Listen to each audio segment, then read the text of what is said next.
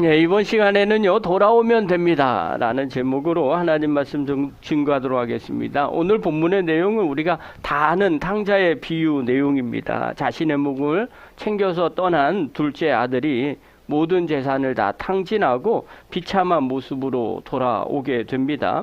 근데 아버지가 아직 거리가 먼데도 불구하고 달려가서 그를 품에 안고 또 죄를 고백하는 아들에게 가장 좋은 옷과 또 가락지를 주며 죽었던 아들이 살아왔다고 잔치를 베풀고 신분을 회복시켜주는 내용이 오늘 본문의 내용입니다. 다 알고 계시죠?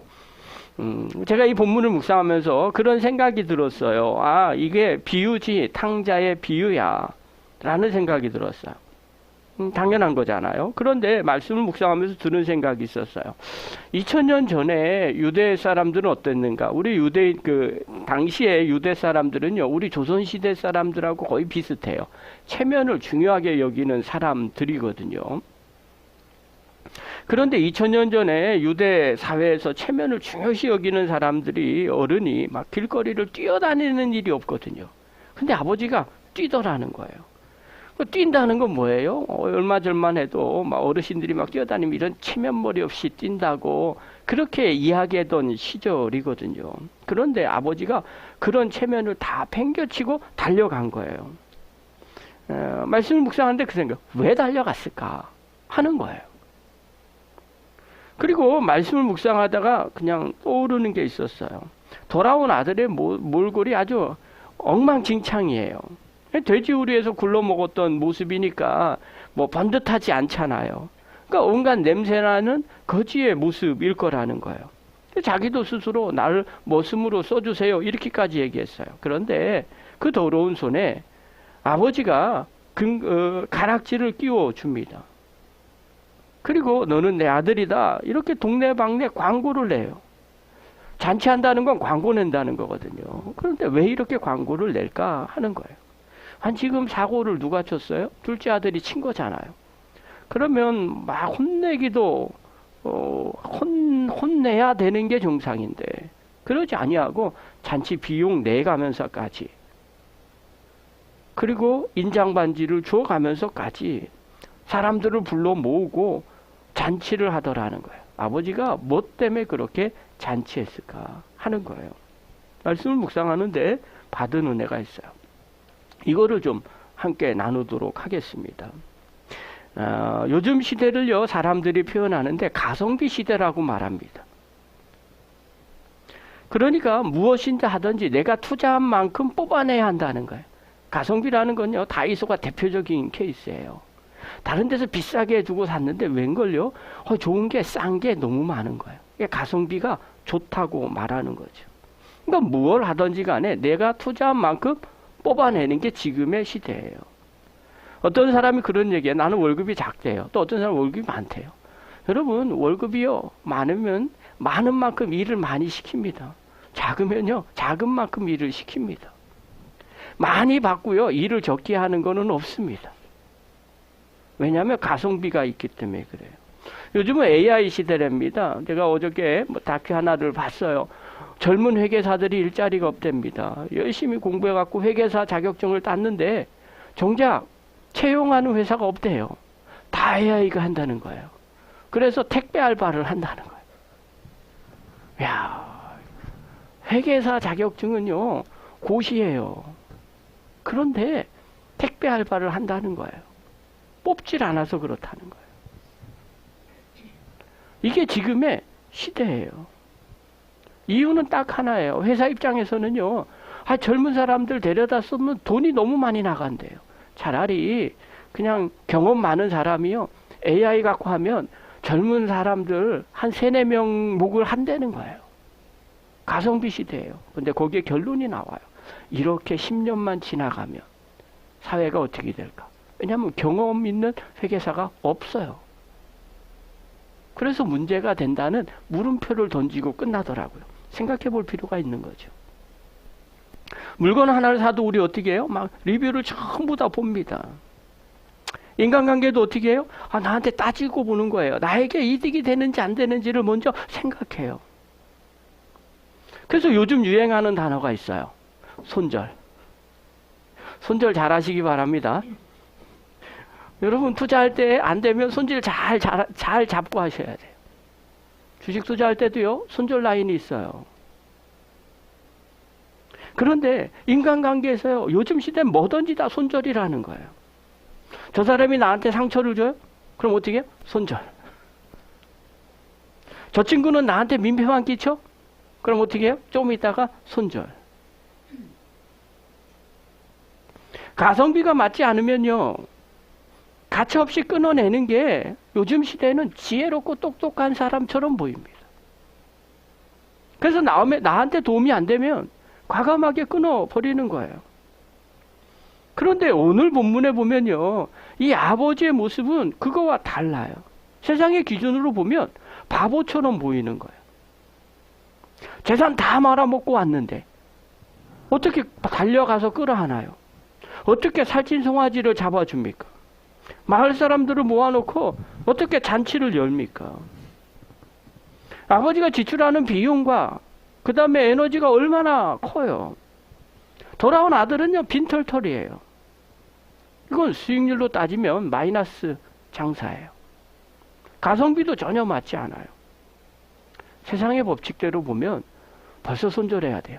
야, 끊어. 너는 내 자식도 아니야. 내 인생에 뭐 이렇게 표현하면 죄송한데 뭐 좀 먹는 거야. 뭐 이렇게 말할 수 있어요. 그리고 끊어버릴 수 있어요. 그런데요, 아버지는 그렇게 하지 않아요. 세상의 계산법이 아니라 전혀 다른 법을 갖고 달려오더라는 거예요. 여러분, 세상은요, 쓸모를 생각합니다. 저 사람 쓸모 있나? 쓸모 없나? 그런데 아버지는요, 쓸모를 따지지 않아요. 그저 그냥 존재 자체로 인정을 해줘요. 아들이니까. 수지타산이 맞지 않는 장사입니다. 그런데 그 수지타산이 맞지 않는 그 사랑이 바로 아버지의 사랑이라는 거예요. 그게 하나님 아버지의 사랑이라는 거예요. 오늘 본문의 내용은 그걸 말해주고 있는 거예요. 오늘 본문에 보면 2000년 전으로 돌아갑니다. 뜨거운 태양 아래 내리쬐는 유대 땅 어느 마을 입구에 있었어요. 저 멀리서 보니까요, 거지 같은 한 해가 옵니다. 사람의 몰골이 말이 아니에요. 냄새도 풍깁니다. 돼지 쥐염 열매조차 제대로 먹지 못했으니까 피골이 얼마나 상접했겠어요. 몸에는요, 악취가 진동합니다.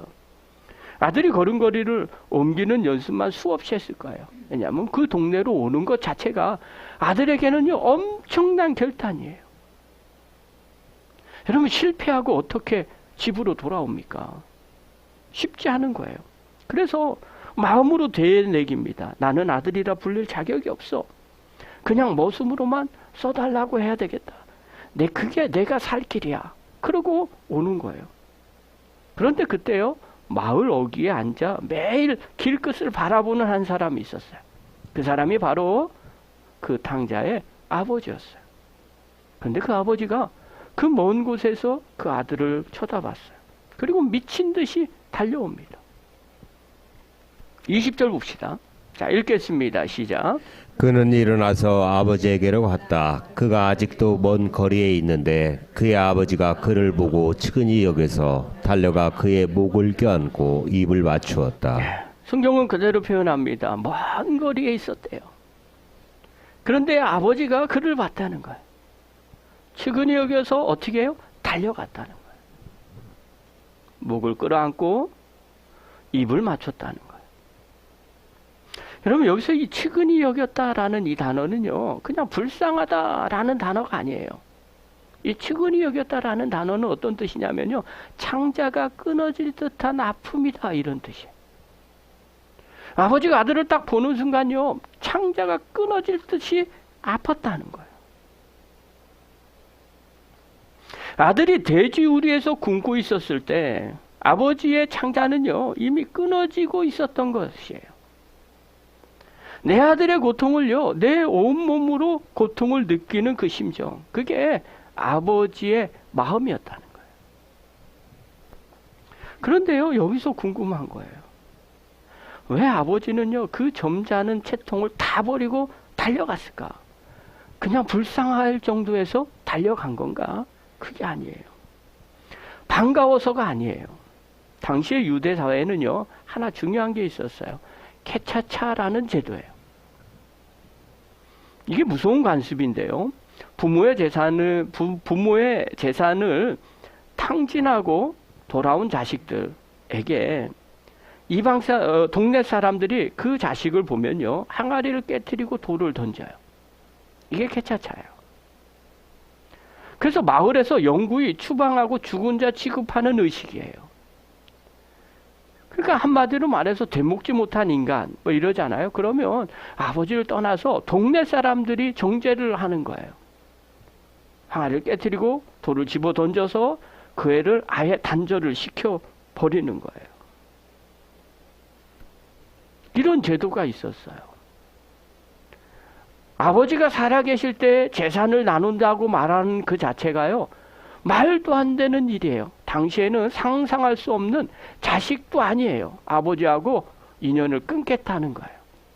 조선시대 때 그런 일은요, 있을 수 없는 일이에요. 그런데 유대사회도 마찬가지. 그런 일은 있을 수 없는 일이에요. 한 번도 생각해 본 적이 없는 일이에요. 그런데 그런 일을 이 둘째 아들이 한 거예요. 그러니 동네 사람들이 어떻게 생각하겠어요? 저거는 오면 가만히 안 내버려도 다 죽어야 돼. 살 가치가 없는 존재야. 그렇게 생각한 거예요. 그러면 상상을 한번 해보시죠. 먼 곳에서 아버지가 그 먼 곳에서 아들을 왜 기다렸을까요? 만약에 그 아들을 처음 보는 순간 아버지가 왜 그렇게 달려갔을까요? 이유는 하나예요. 동네 사람들이 먼저 보기 전에 달려간 거예요. 아들이 돌에 맞기 전에 내가 먼저 아들의 몸을 덮어버리겠다는 거예요. 아무도 돌을 먼저 던지지 말라는 거예요. 던지면 나를 먼저 치라는 거예요. 아버지는요, 자신의 체면도 죽이고 아들을 살리려 달려간 거예요. 수치스러운 그 모습도요, 다 중요하지 않았어요. 그거 다 뒤집어 쓰고도요, 내 아들 살려야 되는 신념으로 달려간 거예요. 아들이요, 겨우 입을 뗍니다. 아버지, 하늘과 아버지께 죄를 지었습니다. 저는 아들이라 불릴 자격이 없습니다. 아들은요, 자신이 아버지의 아들이 될 자격이 있는지 없는지를 얘기합니다. 그러면 세상 사람들 같으면 어떻게 해요? 그래, 너 이만큼 잘못했으니까 이제 뭐 어떻게 해? 이만큼 벌 받아. 그리고 세상의 방법을, 계산법을 갖고 나옵니다. 그런데 아버지는요, 그의 말에 대꾸도 하지 않습니다. 그리고 종에게 이렇게 명령해요. 22절 한번 봅시다. 읽겠습니다. 시작. 그러나 아버지는 종들에게 말하였다. 어서 가장 좋은 옷을 꺼내서 그에게 입히고 손에 반지를 끼우고 발에 신을 신겨라. 아들이 자기는 이런 죄를 지었습니다. 뭐 아버지 아들의 자격이 되지 않습니다. 이런 이야기할 때요, 아버지는 이런 자격에 대해서 일체 물어보지 않습니다. 그냥 그거에 대해서 말하지 않고요, 오히려 아들을 그냥 살아서 돌아온 아들로 생각을 합니다. 그리고 제일 좋은 옷을 입혀요. 냄새나는 과거를 덮는 거예요. 그리고 손에 반지를 끼웁니다. 이 반지는요, 우리가 생각하고 있는 금반지, 이런 반지가 아니에요. 이거는요, 가문을 대표하는 인장을 말하는 거예요. 이때 당시에는요, 계약서 같은 걸 썼을 때 어떻게 하냐, 다 정리하고 난 다음에 인장 반지를 찍습니다. 이 말은요, 오늘부터 나의 모든 권한이 너에게 있다라는 그 모습을 동네 방네에 소문을 내는 겁니다. 또 신발이 없는 아들에게 신을 시킵니다. 이때 당시에 종들은요, 신발을 신고 다니지 않았어요. 자유인만 신을 신었어요. 그러니 신을 신겼다는 것은요, 너는 내 종이 아니라 이제 자유로운 내 아들이라는 거예요. 아들은요, 아버지의 아들로 인정받지 않고 종이라도 했으면 좋겠습니다 하고 온 거거든요. 그런데 아버지는 종이라고 말하지 않고 자유로운 내 아들이라고 하면서 신발을 시킵니다. 아니, 왜 이렇게까지 할까요? 아들이 자신의 죄를 다 씻고 와서 이러는 걸까요? 아니에요. 아버지는요, 그런 아들 한 번도 손절한 적이 없어요. 그렇게 잘못된 일을 하더라도, 그리고 집을 떠났어도요, 아버지는 계속해서 그 아들을 생각했어요. 사랑하는 성도 여러분, 회복은요, 우리가 자격으로 주어지는 게 아닙니다. 하나님의 낭비적인 사랑이 거할 때 우리가 회복되는 역사가 일어납니다. 회복은 그냥 주님 앞에 나가는 거예요. 그냥 하나님 앞에 돌아가기만 하면 돼요.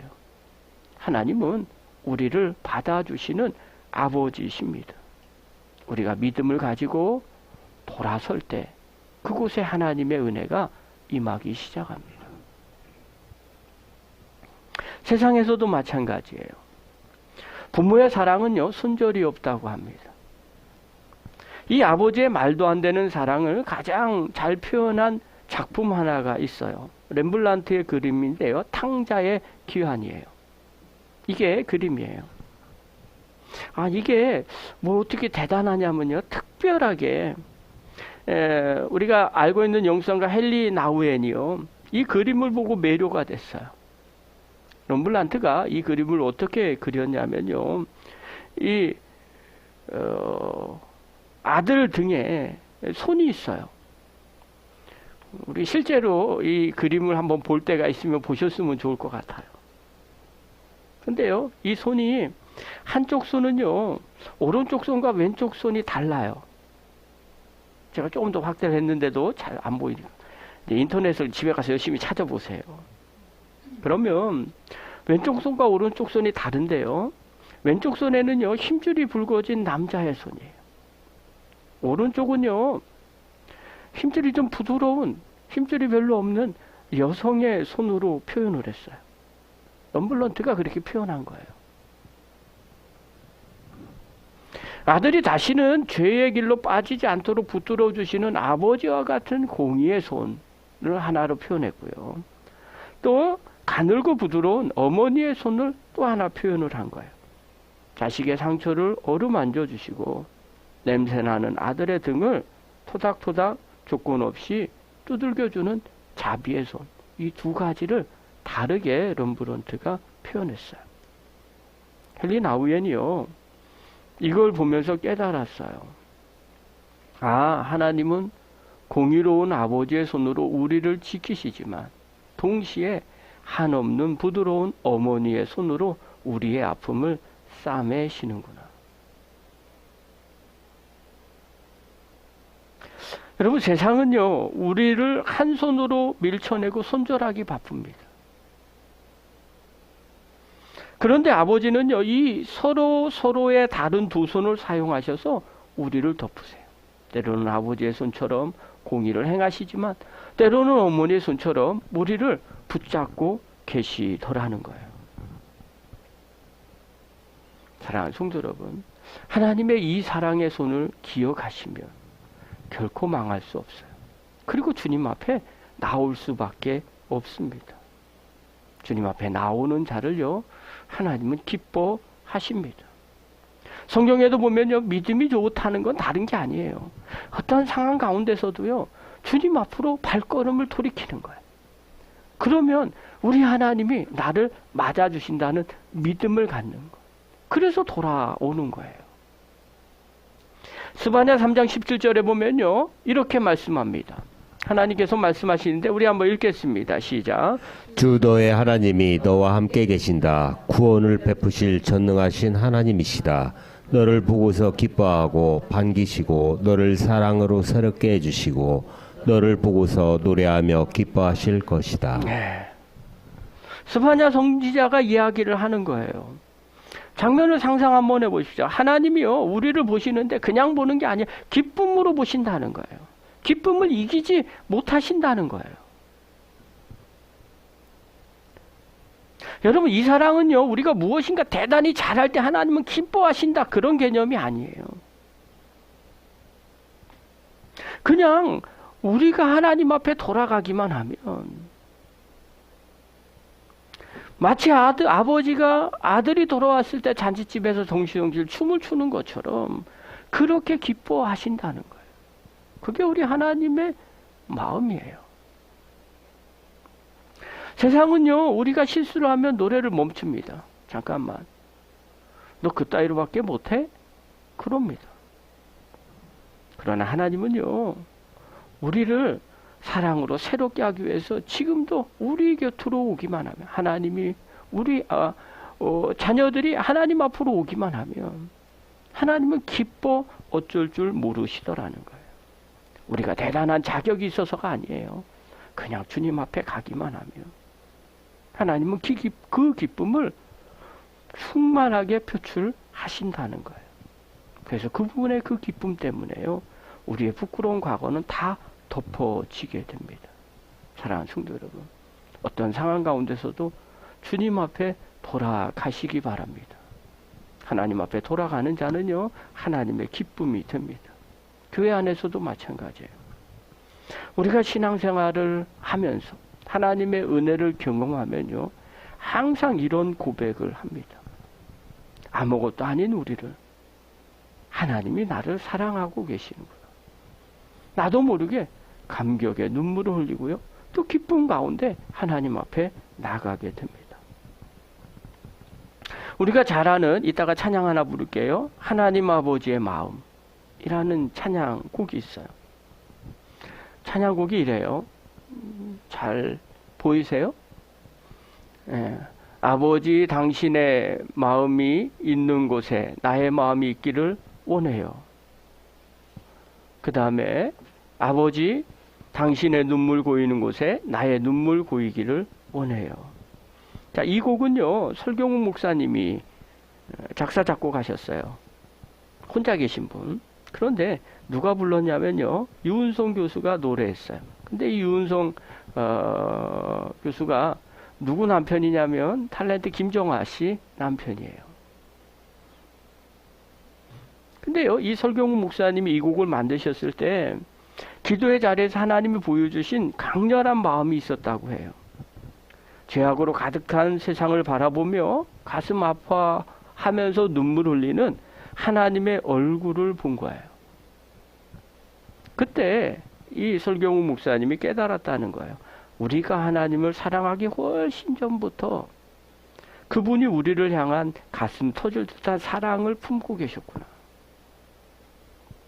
그래서 이 깨달음 때문에 정말 주님이 정말 사랑하는 마음을 갖고 계시고 어느 곳에 계시는구나. 그래서 아버지 당신의 마음이 있는 곳에 내 마음이 있기를 원해요 라고 고백을 한 거예요. 근데 이 곡을요, 처음 받아서 듣고 노래를 이제 불렀던 이 유은송 교수님이 남다른 사연이 있어요. 그가 간증하는데요, 그걸 들었어요. 사역자로 살면서 남모를 연약감 때문에 괴로워하고 있었고요, 스스로를 손절하고 싶은 생각이 있었다는 거예요. 나 같은 놈이 어떻게, 가끔 그럴 때 있거든요. 그러니까 앞에 나서는 분들이 자기 자신보다 훨씬 더 좋게 보일 때가 있어요. 그런데 다른 사람들은 되게 칭송을 하지만 정작 본인은 알아요. 나 같은 게 그렇게 제대로 주님 앞에 서지도 못했는데, 뭐 이런 그런 것들이 있거든요. 그러면서 저 같은 놈이 어떻게 하나님 일을 하겠습니까? 제가 무슨 자격이 있을까요? 그렇게 슬럼프에 빠졌을 때가 있다는 거예요. 근데 그때 마침 이 찬양이 자기한테 온 거래요. 근데 가사를 하고 곡을 부르는데 마치 자신의 간증처럼 가슴을 파고들었다는 거예요. 그러면서 기도의 자리에서 하나님께서 이런 마음을 주셨대요. 은성아, 내가 너의 실력 보고 너를 불렀니? 나는 내가 완벽할 때가 아니라 내가 가장 아파하고 내 자신을 포기하고 싶어 할 때 내 마음이 너를 향해 더 뜨겁게 흐른단다. 그런 마음의 감동을 받았어요. 그래서 이 유은송 교수가 이 곡을 부르면서 깨달았다는 거예요. 아버지가 기다리시는 것은 아들의 성공이나 완벽함이 아니라 아들의 마음 그 자체이구나. 사랑하는 성도 여러분, 하나님 아버지는요, 우리가 잘 나갈 때만 곁에 계시는 분이 결코 아니십니다. 우리가 스스로에게 실망해서 고개를 떨구고 있을 때, 또 세상에서 힘들어 아파하고 있을 때, 아버지의 마음은요, 이미 우리를 향해 계속 가 있어요. 그리고 계속 쳐다보고 계세요. 돌아오기만을 기다리시는 분이라는 거예요. 그분은요, 우리의 자격을 묻지 않습니다.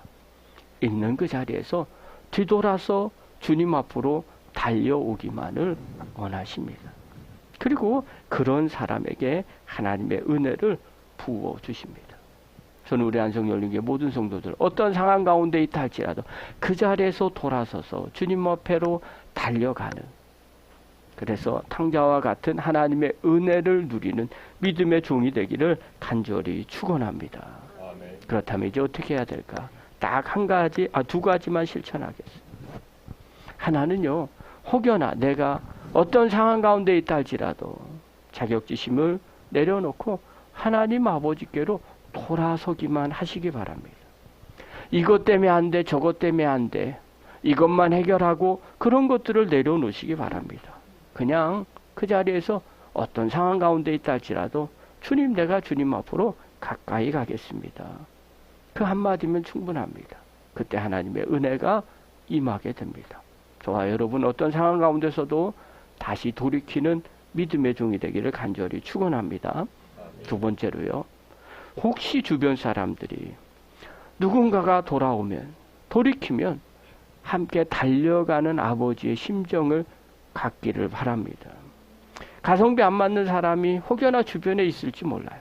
내 마음에 들지 않는 사람이 혹여나 있을지도 모릅니다. 그러나 그가 돌이키기만 한다면 우리는 아버지처럼 달려가 주셔서 그 사람에게 힘을 주고 용기를 주는 사람이 되기를 바랍니다. 그럴 때 하나님의 영광이 드러나게 됩니다. 저와 여러분, 이 아버지의 마음을 가지시고 어떤 상황 가운데서도 돌아서는, 그래서 하나님이 주시는 회복의 은혜를 경험하는 믿음의 종이 되기를 간절히 축원합니다. 기도하겠습니다.